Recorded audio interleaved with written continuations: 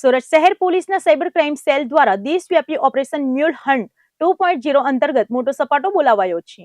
પોલીસે 3 દિવસીય વિશેષ ઝુંબેશ ચલાવીને કરોડો રૂપિયાનું સાયબર ફ્રોડ નેટવર્ક ઝડપી પાડ્યું છે, જેમાં દેશના વિવિધ રાજ્યોમાંથી અનેક આરોપીઓની ધરપકડ કરવામાં આવી છે. આજના આધુનિક અને ડિજિટલ યુગમાં સાયબર છેતરપિંડીના ગુનાઓમાં ચિંતાજનક વધારો નોંધાયો છે. સાયબર ગુનેગારો સામાન્ય નાગરિકો સાથે ફ્રોડ કરીને મેળવેલી રકમને પળવારમાં એક જ ખાતામાંથી બીજા અનેક બેંક ખાતાઓમાં ટ્રાન્સફર કરી દેતા હોય છે. આ બહુસ્તરીય પ્રક્રિયાને કારણે છેતરપિંડીની રકમો મૂળ માર્ગ શોધવો અને ભોગ બનનાર લોકોને તેમના નાણાં પરત અપાવવા માટે પોલીસ માટે મોટો પડકાર બની રહે છે. આ સમગ્ર નેટવર્કની મુખ્ય કડી મ્યુલ એકાઉન્ટ્સ એટલે કે ભાડાના ખાતાઓ હોય છે. સાયબર ઠગો આર્થિક રીતે નબળા વર્ગના લોકોને સામાન્ય કમિશન અથવા ભાડાની લાલચ આપીને તેના આધાર કાર્ડ, પાન કાર્ડ અને કેવાયસી દસ્તાવેજો મેળવી લે છે અને તેમના નામે બેંક ખાતા ખોલાવી દે છે. ખાતું ખુલ્યા બાદ ATM card, chequebook, sim card અને ઇન્ટરનેટ બેન્કિંગનો સંપૂર્ણ કંટ્રોલ આ ગઠિયાઓ પોતાના હાથમાં લઈને ગુનાહિત પ્રવૃત્તિઓ આચરે છે. આવા જટિલ નેટવર્કને જળમૂળથી નાબૂદ કરવા માટે સુરત શહેર પોલીસ કમિશનર અનુપમસિંહ ગેહલોતના સીધા માર્ગદર્શન હેઠળ સાયબર ક્રાઇમ સેલ દ્વારા આશરે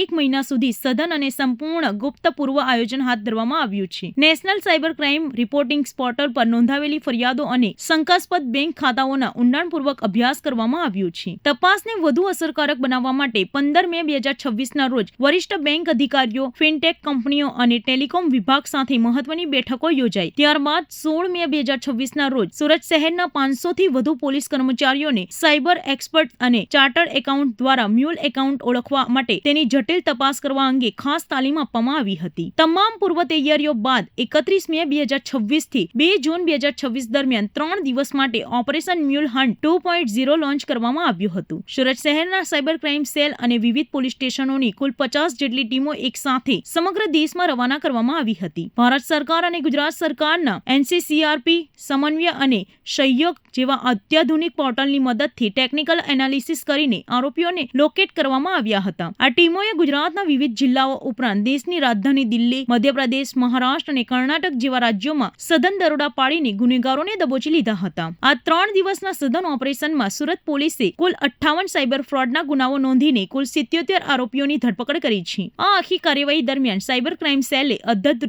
રૂપિયા 23 કરોડ 85 લાખથી વધુની છેતરપિંડી શોધી કાઢી છે, જેમાંથી 1 કરોડ 4 લાખની વધુની રકમને ફ્રીઝ કરવામાં સફળતા મળી છે. પકડાયેલા આરોપીઓ પૈકી કેટલાક ગુનાહિત ઇતિહાસ પણ સામે આવ્યા છે. પોલીસે આ ઓપરેશન દ્વારા hotel booking fraud, investment fraud, work visa અને ડિજિટલ હેકિંગ જેવા ફ્રોડ આચરતી ગેંગનો પર્દાફાશ કર્યો છે. અંતમાં સુરત પોલીસે જનતાને પણ અનુરોધ કર્યો છે કે કમિશનની લાલચમાં આવીને ક્યારેય પોતાનું બેંક ખાતું, એટીએમ કે ઓટીપી અજાણ્યા વ્યક્તિને ન આપવું. જો આવી કોઈ છેતરપિંડી થાય તો તાત્કાલિક 1930 નેશનલ સાયબર ક્રાઇમ હેલ્પલાઇન પર સંપર્ક કરવો. 6 મહિના પહેલે પણ એક ઓપરેશન મ્યુલ હન્ટ નામથી એક operation Surat cyber police station અને સ્થાનિક પોલીસ સ્ટેશન દ્વારા ચલાવવામાં આવેલા હતા, જેમાં ખાસ કરીને ઉદ્દેશ એવો હતા કે જેટલા બી એકાઉન્ટ યુઝ થાય છે સાયબર ક્રાઇમમાં એને પકડવાના. મ્યુલ હન્ટ એટલે મતલબ કે આ લોકો એવા એકાઉન્ટ બનાવે છે જે કોઈ બીજા ગરીબ વ્યક્તિ હોય, કોઈ અભણ વ્યક્તિ હોય, એના ડોક્યુમેન્ટ્સ મેળવીને એના નામથી એકાઉન્ટ બનાવી લે અને એના એકાઉન્ટમાં ફ્રોડના પૈસા અલગ અલગ જે પ્રકારના ફ્રોડ હોય, ઇન્વેસ્ટમેન્ટ ફ્રોડ હોય કે તમારા ડિજિટલ અરેસ્ટનો ફ્રોડ હોય, કોઈ ફોરેક્સનો ફ્રોડ હોય, જોબ ફ્રોડ હોય, કોઈ પણ પ્રકારના પૈસા ફ્રોડના પૈસા એકાઉન્ટમાં નાખે અને એકાઉન્ટ હોલ્ડર પાસેથી આ લોકો કિટ જો હોય છે એના ક્રેડિટ કાર્ડ વગેરે એટીએમ કાર્ડ લઈ લેતા હોય છે અને અલગ અલગ જગ્યાએથી પૈસા આ લોકો જો નિકાલી લેતા હોય બેંકથી. તો આ પ્રકારના મ્યુલ એકાઉન્ટ શોધવાની કામગીરી થઈ હતી. જો એને જ અનુસંધાને સુરત શહેર પોલીસ દ્વારા છેલ્લા 1 માસથી જો એના પર ફરીથી further mule hunt operation mule hunt 2.0ના નામથી અમે લોકો કાર્યવાહી કરતા હતા. જો જેમાં ખાસ કરીને અમારા જો ઇન્વેસ્ટિગેશનમાં આ રીતે આવ્યા છે. ઘણા બધા આમાં એવા વ્યક્તિઓ હોય છે કે જેના એકાઉન્ટ હોય લેકિન એને ખબર નથી હોતા. અમુક વ્યક્તિઓ એવા હોય છે કે આ કમિશન ઉપર એકાઉન્ટ આપે છે. જો ભૂતકાળમાં અમે લોકો અરેસ્ટ પણ કરેલા છીએ આ લોકોના, જેના નોલેજમાં બધા થઈ રહ્યા છે.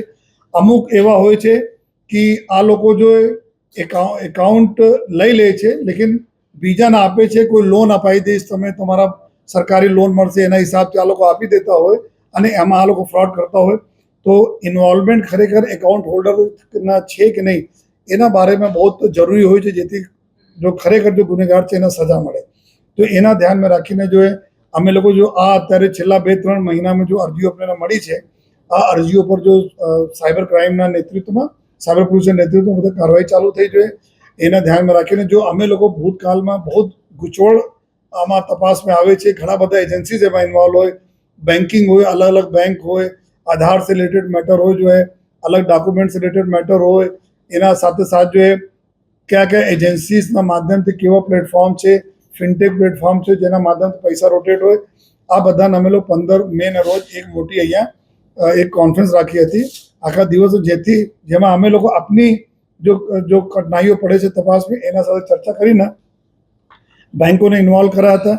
પછી બીજા દિવસે 16 મેના રોજ અહીંયા લગભગ 500 જેટલા પોલીસના જે આ લોકો સાયબરના જોવે છે અલગ અલગ પોલીસ સ્ટેશનમાં, એના અમે લોકો તાલીમ આપી કે કઈ રીતે જોવાના છે જેથી એકદમ એક્ઝેક્ટ અમે લોકો જો ક્રિમિનલ છે એના સુધી પહોંચી શકીએ.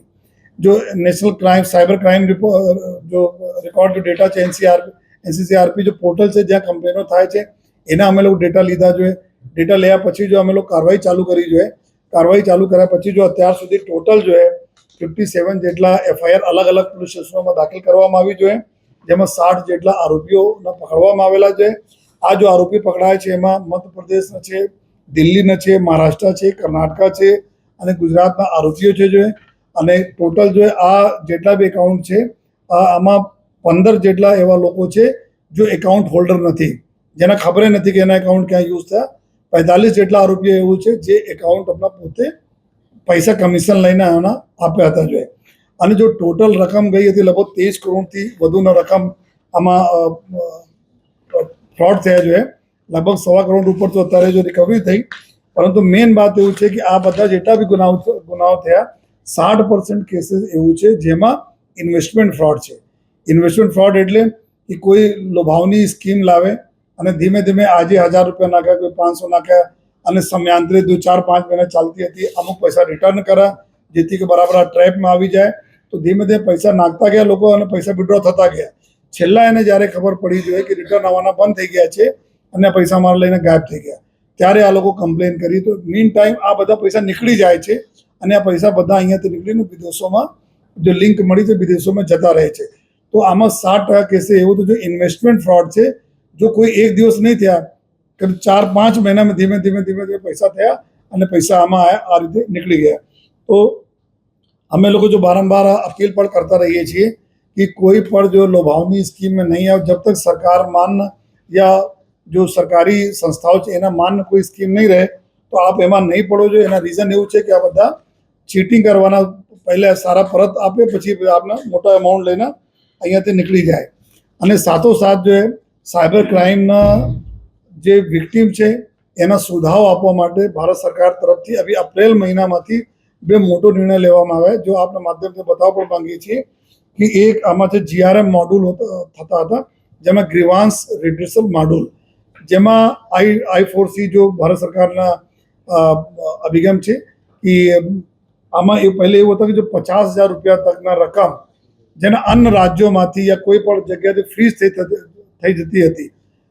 કારણ કે અમે 100 રૂપિયા 200 રૂપિયા કોઈ ફ્રોડના તમારા એકાઉન્ટમાં આવી જાય અને તમારા એકાઉન્ટ અન્ય રાજ્યોના પોલીસ દ્વારા ફ્રીઝ થઈ જતી હતી. તો 50,000 રૂપિયા તકના રકમ હોય તો તમે અહીંયા પોતાના બેંકમાં જઈ શકો છો.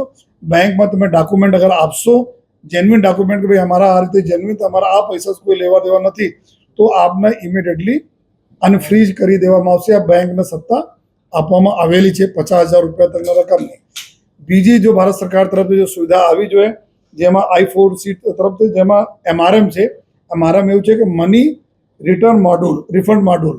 મની રિફંડ મોડ્યુલમાં જો 50,000 રૂપિયા તકની જો પહેલે રકમ થતી હતી અને લોકો તાત્કાલિક 1930 ઉપર જો બ્લોક કરી દેતા હતા, પૈસા ફ્રીઝ થઈ જતા હતા, પછી સાયબરમાં યા પોલીસમાં અરજી આપતા હતા અને અરજી તપાસ કરીને ડોક્યુમેન્ટ લઈને પોલીસ નામદાર કોર્ટના ઓર્ડર લઈને એના પૈસા પરત કરાવવાની વિધિ કરતી હતી. પરંતુ અત્યારે ભારત સરકાર તરફથી જો MRM મોડ્યુલ છે એમાં 50,000 રૂપિયા તકના રકમ છે, તો તમે સીધા પોલીસના તમે ડોક્યુમેન્ટ્સ બતાવી દો અને ત્યાંથી તમારા જો પૈસા જો પરત આપવા માટે જે અહીંયાથી તમારા ઓર્ડર થઈ જશે, સીધા આપ લઈ શકો છો. તો કોર્ટ કી પ્રક્રિયામાંથી જો પહેલે જવા પડતી હતી એનાથી બી લોકોને જો આરામ થાય, જેથી કોર્ટનું ભારણ ઓછો થાય અને તાત્કાલિક પૈસા મળી શકે.